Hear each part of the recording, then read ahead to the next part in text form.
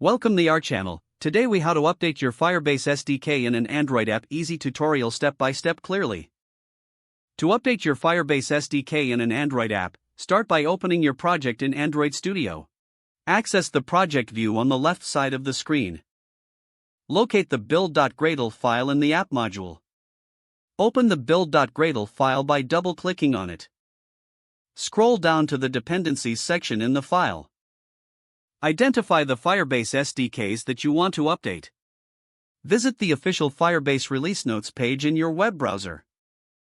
Find the latest version numbers for the Firebase SDKs. Copy the latest version numbers you need for your project. Return to the build.gradle file in Android Studio. Replace the old version numbers with the new ones you copied. Make sure to keep the correct format for each dependency. After updating, click on the Sync Now link that appears at the top right of the editor. This will sync your project with the updated dependencies.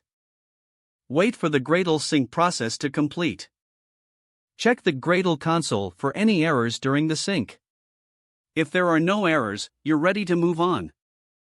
Next, open the main activity or the primary activity file of your app.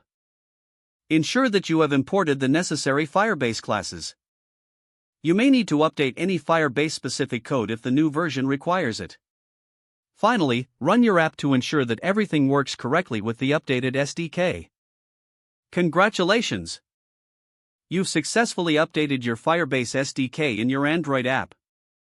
If the page does not load, refresh the browser or try again in a private or incognito window. Make sure you are using the correct email address, then retype it carefully to avoid small typos. If your password is not accepted, use the reset option and create a new strong password you can remember. Check your spam folder for verification or security emails, then complete any requested confirmation steps. Enable two-factor authentication if available to improve account security and reduce unauthorized access risk. Don't forget to like this video and subscribe to our channel for more step-by-step tech guides.